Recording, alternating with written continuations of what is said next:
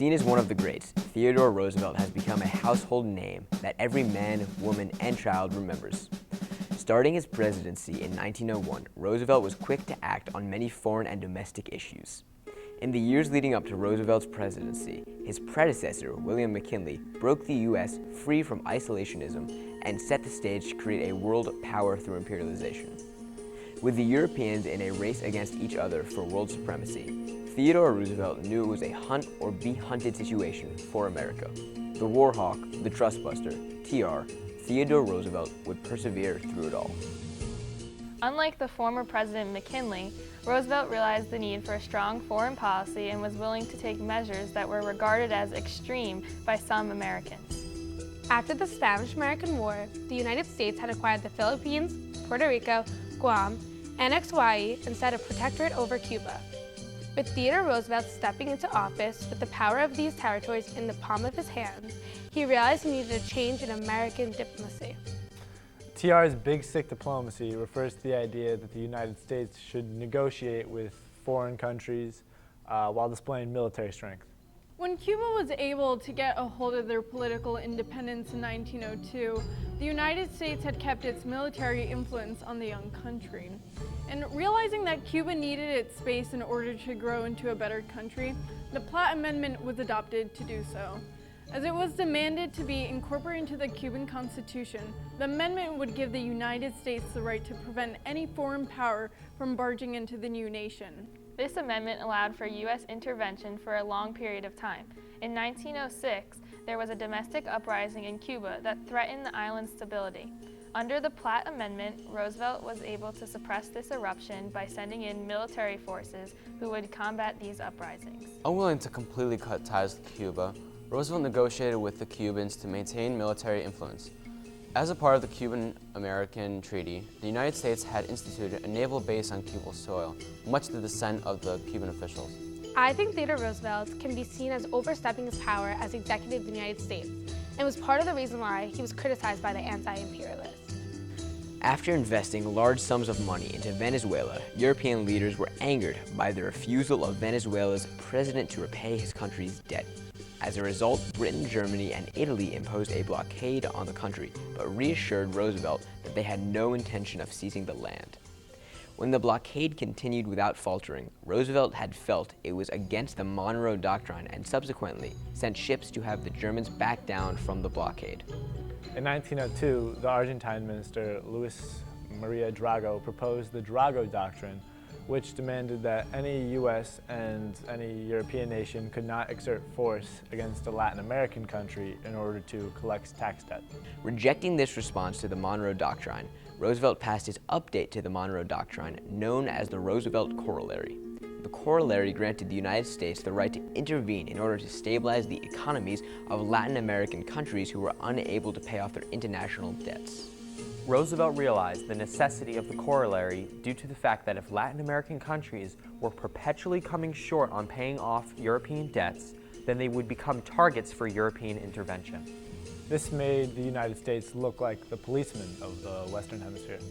In order to prove to the world that the Monroe Doctrine wasn't a bunch of baloney, Roosevelt built up the American Navy, resulting in one of the largest standing navies in the world. This he hoped would strike fear into his enemies and assert America as a force to be reckoned with. In 1907, Roosevelt even proposed sending the Navy on a world tour to show off America's new force. By the end of the year, a fleet of 16 battleships left the U.S. to travel to the world. As a result of America's new military force, Roosevelt sees an opportunity to make a dream that so many presidents and naval leaders had before him into a reality. Since the age of continental exploration arose, countries suffered great inefficiencies as a result of having to send ships around the southern tip of South America in order to get from the eastern coast to the western coast of North America.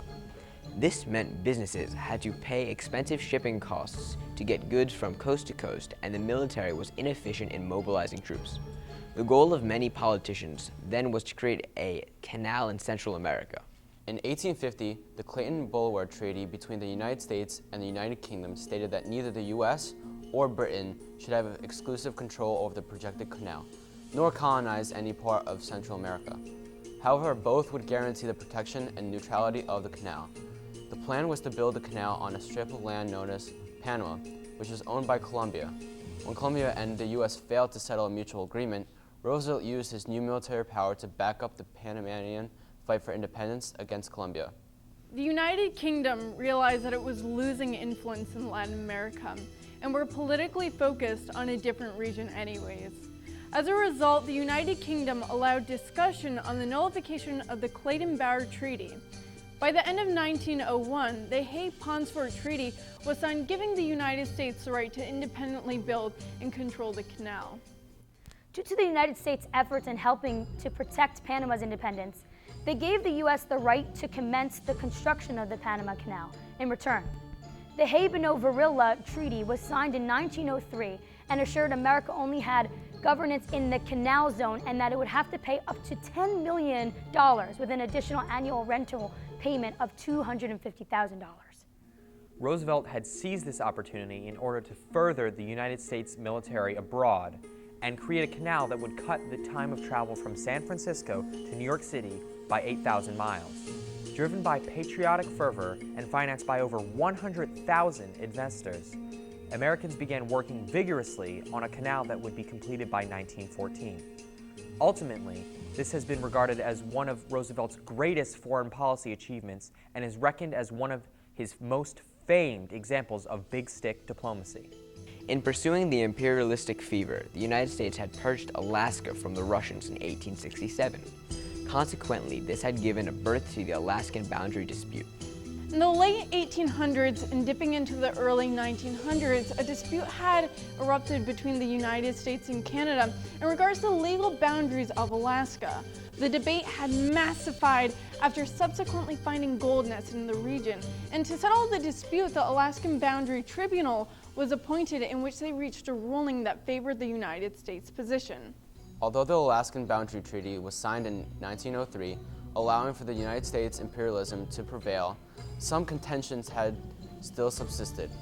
As Canadians perpetually disagreed on the land and water division in Alaska, this had ultimately wedged tension between these two countries, hurting the United States' foreign relations. In 1906, the Algeciras Conference was held as a meeting to gather the most affluent European countries and the United States to discuss France's relations with the government of Morocco. This conference had heightened the first Moroccan crisis. Conclusively, Roosevelt had relieved tensions when he created this conference, in which this had reconfirmed the power of the Moroccan Sultan and the economic equality among all powers. Ultimately, this has strengthened the United States' foreign relation by providing diplomatic support to France. Consequently, this has caused a sense of detestment to rise in Germany as they felt that the United States had heavily favored France and therefore widening the rift between the infamous Triple Entente and the Triple Alliance. Seen as a progressive president at the turn of the 20th century, it could be argued that President Roosevelt was overstepping his place as the executive power. But in the case against that claim, Roosevelt moved America further toward the world power that it is today. Roosevelt's big stick diplomacy transcended through all of his executive actions. With the large gain in world influence in obtaining strategic military locations and creating military treaties, by force known as the big stick diplomacy, Roosevelt was able to bring the United States into center stage of the world scope. As aforementioned, it can be viewed that these actions as unnecessary interventions, but as the wise words of Machiavelli state, the ends justify the means. His Roosevelt corollary was able to keep Latin American countries out of substantial debt by European nations. Increasing the size of the Navy gave the United States an advantage which is visible in the victory of World War II, later down the line. And most importantly, Roosevelt brought the United States into an age of world power. With Roosevelt taking such important actions with the creation of the Panama Canal during his presidency, this led critics to talk about that maybe Roosevelt instigated the revolution in Panama in order to get what he wanted. After much debate, it can be determined that Theodore Roosevelt was a successful president for his time period. Although it could be seen that his policy for foreign affairs was aggressive, it was effective and benefited the United States. He increased the United States' power over the Western Hemisphere and enlarged the military. He helped countries with economic and political issues, which ended up improving the United States' foreign relations. Even though he was successful, he could have approached certain scenarios differently. However, Overall, there is no doubt that he was a successful president for his time period.